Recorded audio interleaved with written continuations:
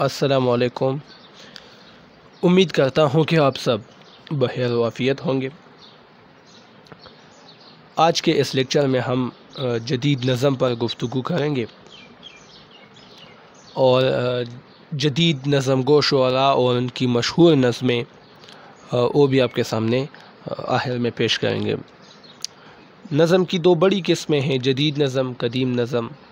قدیم نظم میں وہی مثنوی، قصیدہ، مرثیہ یہ چیزیں آتی ہیں جو پرانی اصناف ہیں۔ جدید نظم میں پھر معرہ نظم، آزاد، نثری نظم یہ چیزیں آتی ہیں۔ نظم نے ایک پلٹا کھایا تقریباً 1867 میں جب انجمن پنجاب قائم ہوا، پھر اس میں مشاعرے ہوئے تو وہاں سے جدید نظم کا آغاز ہوتا ہے۔ تو ہم جدید نظم پر آج گفتگو کریں گے کہ ان میں کون کون سی خصوصیات ہوتی ہیں جو ان کو قدیم نظم سے ممتاز کرتی ہیں۔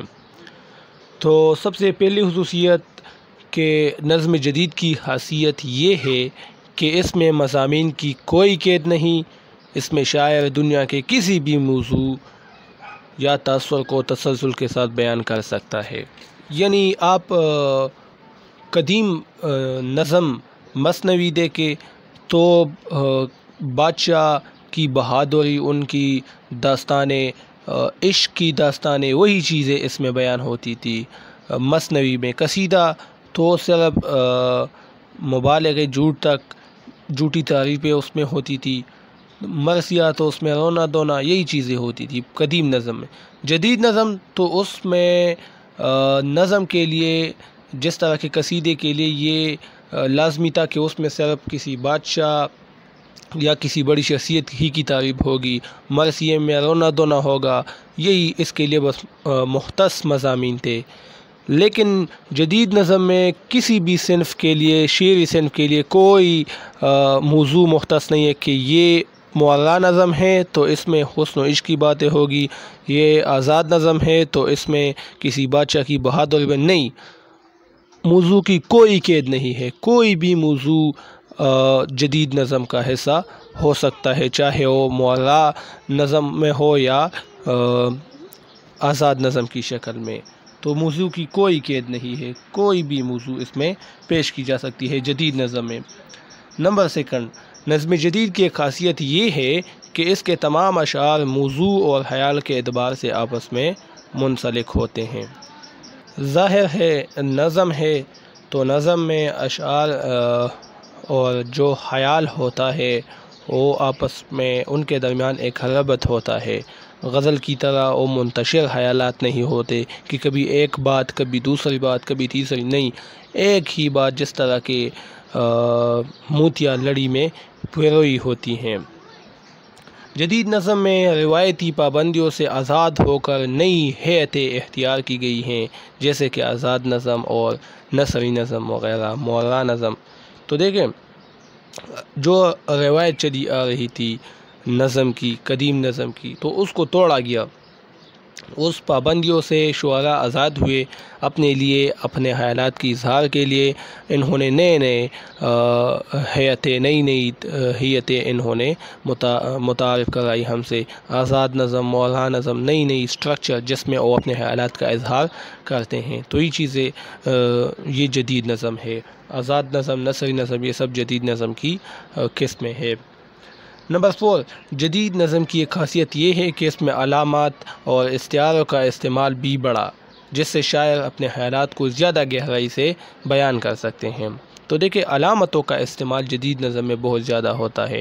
آپ فیض کی شاعری دیکھیں، نون میم راشد کی، مجید امجد کی شاعری، میرا جی کی، جو جدید نظم کو شعراء ہیں سب، تو اس کی شاعری دیکھیں، اس میں علامتوں کا اور استعاروں کا انہوں نے خوب استعمال کیا ہے۔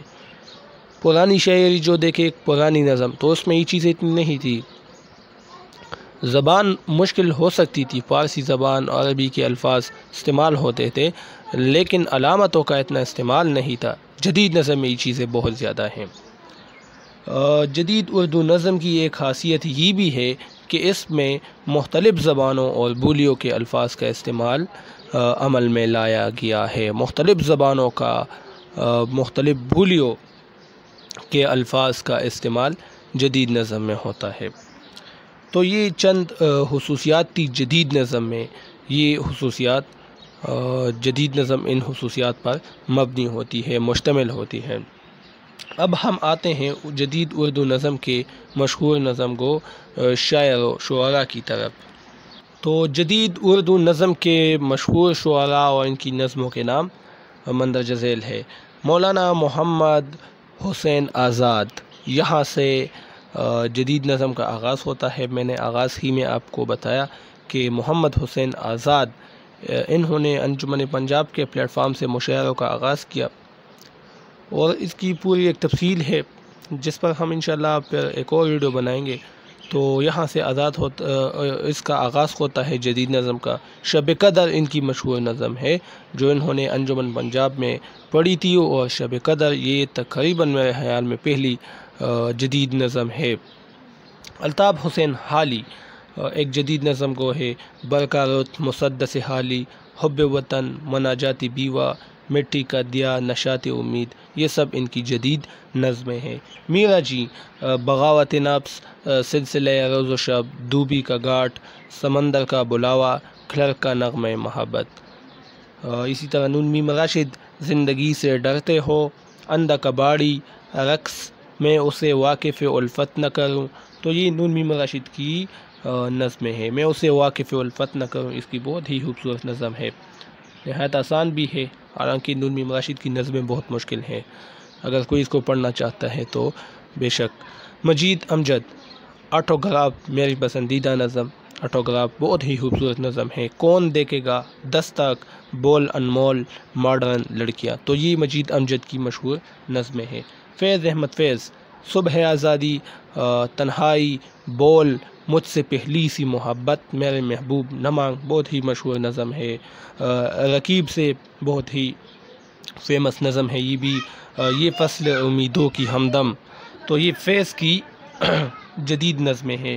بول کے لب آزاد ہیں تیرے، بول زباں اب تک تیری ہیں، بول کے سچ زندہ ہیں اب تک، بول جو کچھ کہنا ہے کہہ لے۔ یہ فیض کی نظم بول سے چند مصرعے دیے گئے ہیں۔ ان سب شاعروں کے علاوہ دیگر شعراء کرام بھی ہیں جنہوں نے جدید اردو نظم میں اپنا کردار ادا کیا ہے۔ ان میں منیر نیازی، اسماعیل میرٹھی، امجد اسلام امجد، اختر حسین جعفری، نجم الاصغر شاہیہ، پروین شاکر، نون میم راشد اور مجید امجد وغیرہ جیسے شاعر شامل تھے۔ اس کے علاوہ بھی بہت سے شعراء نے جدید اردو نظم میں اپنی نظمیں پیش کی ہیں۔